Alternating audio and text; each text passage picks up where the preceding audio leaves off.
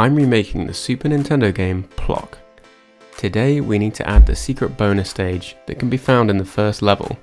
This special stage has PLOK using a helicopter, avoiding what looks to be floating sea mines. What is this? Sea mine? Sea mine! Whilst under time pressure. If PLOK gets to the end in time, you get warped from the beach stage to Crazy Cradles. If he dies or doesn't do it fast enough, it's back to the beach stage for PLOK. First of all, I needed helicopter sprites, because PLOK isn't Wonder Woman and he needs a physical helicopter. I got started and created the helicopter sprites and animations. Unlike the original, I decided to keep PLOK in colour in the pilot seat, rather than making him grayscale.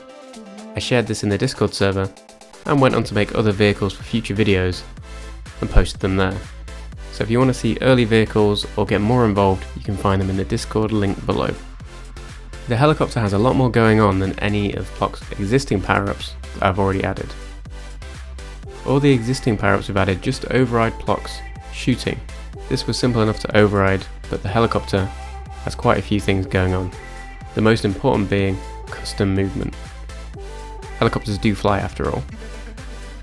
To share functionality, I made a player base class. This has some of the basic features shared between the player and the helicopter. And due to the decoupling of the score and health systems, they just worked out of the box. This is because they use events. For example, when an enemy hits PLOK, they send a player damage event out. Both the helicopter and player listen to this event, so when they trigger, if they are not currently being damaged, player animates, taking damage, and sends out a UI health update event. The health bar listens to this event and updates accordingly. The health bar is in control of PLOK losing. This means that both the helicopter and PLOK just need to listen for the damage event. I wanted the helicopter to be fairly fast, but also take a while to come to a stop. I made the helicopter bounce around like the original when you collide with surfaces and enemies. Next, I needed to allow the player to drop other game objects. This is because in the original game, PLOK can drop projectiles to hit the sea mine, and it pushes them down. I didn't have art for those yet, so I tested using fireballs from the Vigilante power-up, which was fun for storming the beaches of Cotton Island. I then also messed around with other things, including dropping infantry to help with the assault on Cotton Island.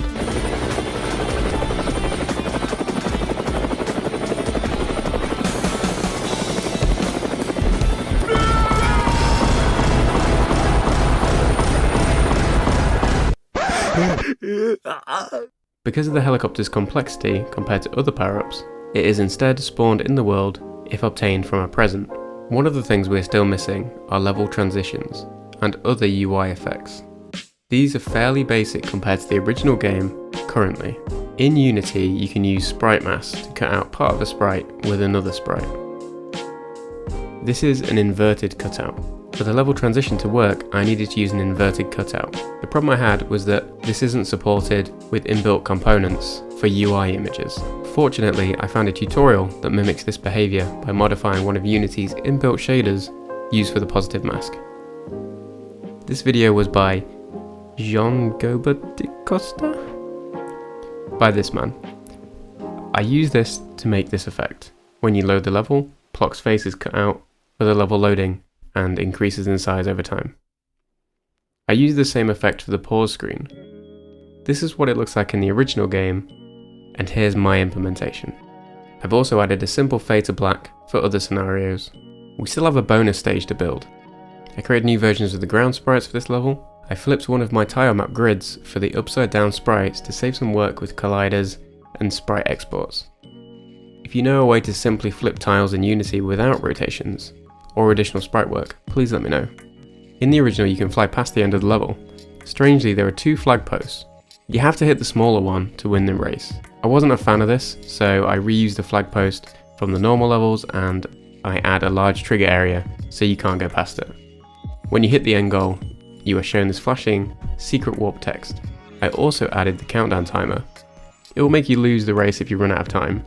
You can also lose by dying. Later on, I would add the correct projectiles. I also added these weird sea mine things. They move up and down and are launched downwards when you drop a projectile on them, before they then spring back up. These will damage you. Now this bonus stage is meant to award you a warp to Crazy Cradles. However, this version of PLOK has backtracking, which the original didn't have. So I have to adjust things. When you beat the bonus stage, it doesn't count as being an anomaly, so the next level does not unlock. What does happen is you unlock a special warp node on the map, and your character walks towards this when you beat the level.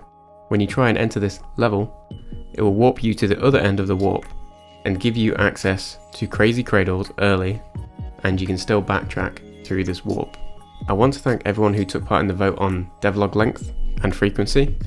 Originally it was a landslide for more frequent devlogs with less content, so I'm going to try and do more frequent videos, but then the votes changed and 33% of you will now be disappointed. The next video is going to be a while because I can't do any development for at least 2 weeks, so make sure to stay subscribed and I'll see you in the next video.